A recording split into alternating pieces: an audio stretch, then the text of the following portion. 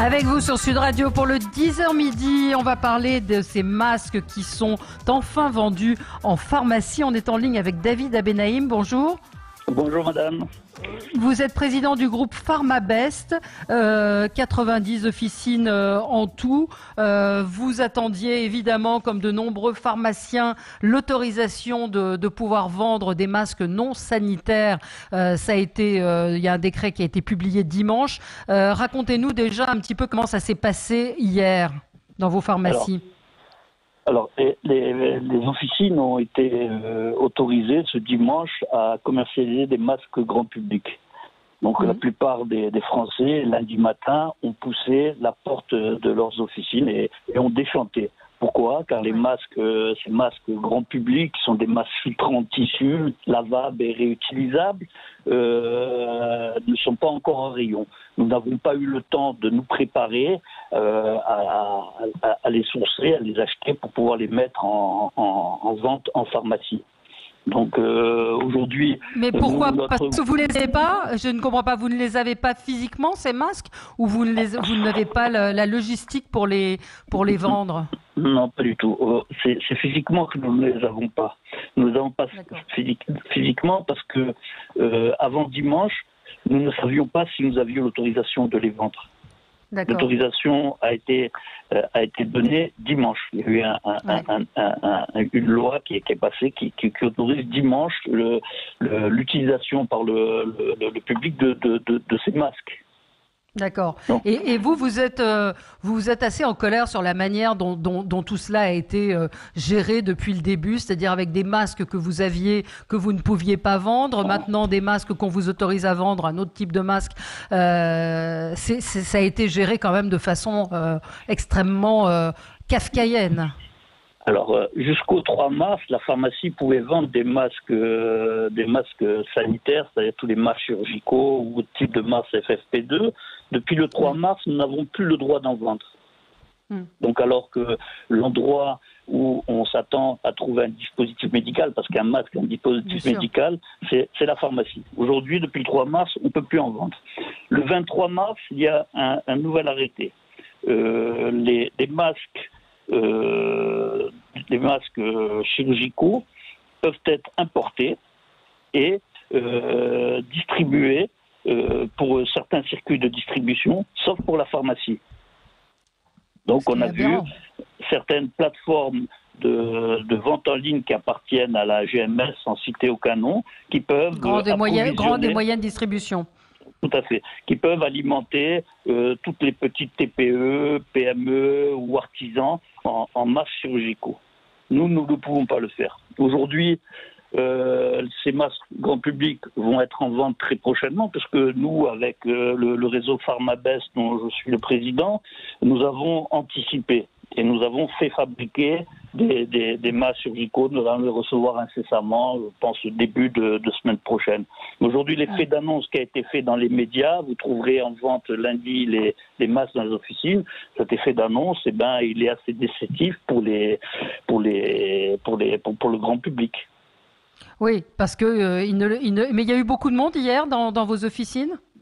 C'est aujourd'hui, il y a eu un flux très important lié à cet effet d'annonce, 2 fois plus que la journée de vendredi ou de samedi. Et la demande principale, c'était les masques grand public. Est-ce que vous avez des masques? Voilà, nous, ce qui nous gêne un peu, c'est que nous sommes légitimes à vendre des masques chirurgicaux, nous ne pouvons pas le faire. Et que ces masques grand public, quand on est autorisé à les vendre, il y a des effets d'annonce dans les médias et que nous n'avons pas le temps de nous préparer pour pouvoir les mettre en vente. Les mettre en vente, effectivement. Et est-ce que vous avez des réponses des autorités, en particulier sur cette concurrence déloyale que vous avez dénoncée des grandes et moyennes surfaces qui, elles, pouvaient le faire? Alors, nous avons écrit au ministre de la Santé, M. Véran, pour dénoncer cette concurrence, cette distorsion de concurrence entre les pharmacies, qui est le lieu légitime pour vendre des dispositifs médicaux, et la GMS. Nous n'avons aujourd'hui toujours pas de réponse de la part du ministère de la Santé. Ouais. Alors sur le prix des masques aussi, il y a une polémique, à savoir les masques vont se vendre. On voit des prix entre 4 et 15 euros. Certains auditeurs nous signalent des prix assez incroyables. Donc là, est-ce qu'il faudrait fixer un prix? Comment on fixe le prix de ces masques?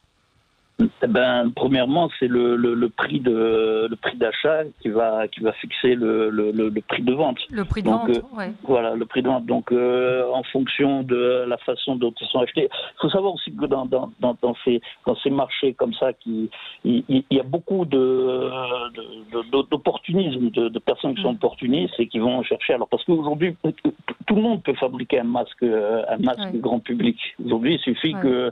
qu'ils suivent les normes de la FNOR. Ça peut être un petit atelier de textile, ça peut être des gros industriels du textile.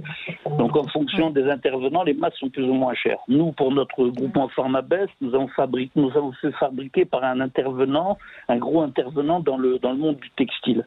Donc on arrive à avoir des prix qui seront assez bas et on vendra dans nos officines des masques autour de 4 euros. Donc 4 euros, c'est pas cher parce que ce sont des masques qui sont lavables une vingtaine de fois. Donc Oui, mais enfin, il en faut plusieurs, parce que si on aura un médecin qui nous expliquera l'utilisation de ces masques, mais quand on sort, normalement, il faudrait le laver une fois qu'on est rentré d'avoir fait ses courses. Donc, il en faut plusieurs des masques. Il faut les laver à 60 degrés. Donc, c'est là où ça va être compliqué. Je vous lis le message de Dimitri qui nous dit à la pharmacie à Saint-Barnabé, à Marseille, 18 euros le masque. Il nous dit: je suis en ALD, donc en une maladie de longue durée. C'est comme me mettre un revolver sur la tempe pour que je puisse me soigner. Il me dit qu'il a la facture. C'est vrai que c'est absolument scandaleux. 18 euros pour un masque, c'est inadmissible. C'est pas le prix, et je vous disais qu'il y a beaucoup d'opportunisme sur ces marchés.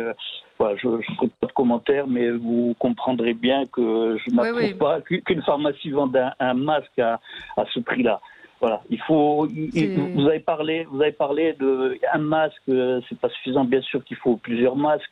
Un masque, il va avoir la propriété de filtrer 70 à 80% des particules de la taille d'une bactérie ou d'un virus, autour de 3 microns, mais ça n'empêche pas le port de ce masque n'empêche pas un accompagnement strict des gestes barrières, se laver les mains, tousser dans les coudes.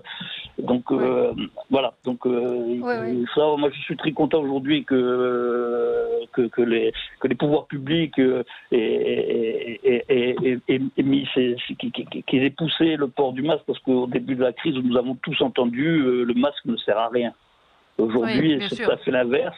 Donc la quantité de masques, voilà, d'après les chiffres que j'ai du gouvernement, on annonce une capacité de 10 millions de masques sur le mois qui va venir, qui va passer à 20-50 millions de masques d'ici 3 mois. Ouais. Évidemment qu'il faudra en avoir par personne 2 ou 3 pour pouvoir les laver et les changer régulièrement, parce qu'on ne peut pas le porter une semaine sans arrêt, évidemment. Mais non.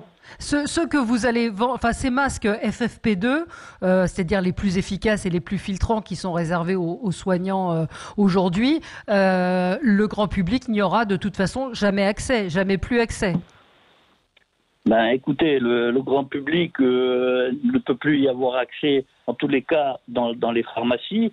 Mais nous avons des plateformes de vente en ligne en France qui fleurissent et qui permettent l'accès de ces masques. Voilà. Donc, les masques pardon. C'est ce que nous avons dénoncé fortement depuis le début de cette crise du masque. Nous ne comprenons pas pourquoi la pharmacie, qui est le lieu légitime de la santé des Français, ne peut pas vendre des masques qui sont vendus sur des plateformes de grande distribution. Oui, c'est vrai que et toujours pas de réponse. Et c'est vrai que Claudine nous dit sur Facebook, dans les pays limitrophes, ils donnent les masques. C'est vrai que dans beaucoup de pays, on donne les masques. Donc il y a quand même un problème. Et vous étiez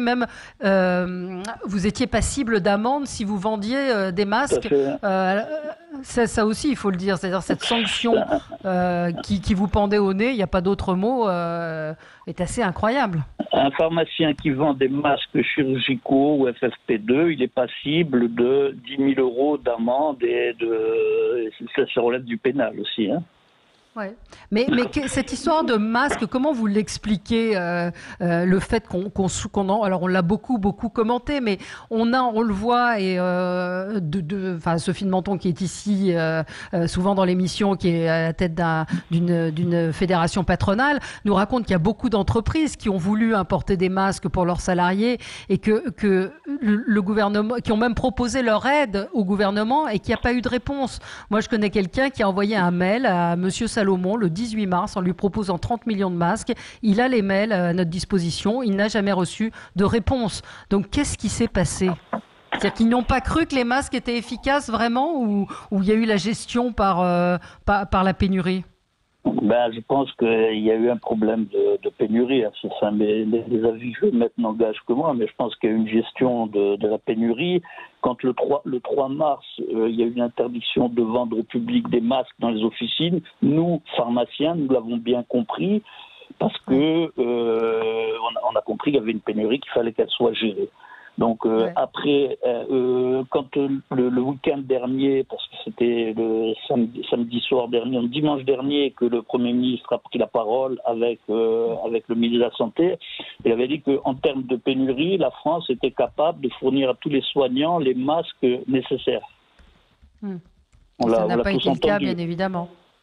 Et est-ce que c'est vrai, est-ce que c'est pas vrai, on le sait pas. Mais apparemment, je pense que les soignants aujourd'hui commencent à être approvisionnés correctement. Oui, à peu près correctement. En officine, nous distribuons les masques chirurgicaux et masques FFP2 pour les médecins. Et les soignants, oui. Et les soignants, aujourd'hui, nous recevons une dotation de l'État. Nous les distribuons gratuitement à tous les soignants. Aujourd'hui, le flux est régulier et la demande est satisfaite plus ou moins. Et pour le grand public, quand est-ce que les pharmacies, les officines seront prêtes à vendre des masques au grand public? Eh ben, les masques grand public, nous serons prêts la semaine prochaine, je pense. Hein. Tout le monde s'organise. Ouais. Il fallait une petite semaine au moins s'organiser parce qu'il y a eu un effet d'annonce et on n'avait pas été concerté avant. Donc je pense que la semaine prochaine, on trouvera dans toutes les officines de France des masques très, très facilement. Il faut savoir que le réseau de la pharmacie est très étendu. Nous avons 22 000 officines en France. Chaque jour, on a à peu près 6 millions de Français qui poussent les portes des pharmacies. Ouais. Les pharmacies sont présentes sur l'ensemble du territoire. Les pharmacies sont un lieu de santé. Nous avons la confiance du malade. Donc, on est garant quelque part de la sécurité sanitaire et les gens le savent. Oui, vous avez joué un rôle très important pendant toute cette crise et ça va continuer. Mais merci en tout cas, Monsieur Abenaïm, président du groupe Pharmabest. Vous êtes, depuis un moment sur le front, à alerter, à dénoncer, à dire que ce n'est pas normal cette situation, que les Français n'aient pas de masque. Merci à vous et puis on vous souhaite bon courage pour la suite. Merci à vous.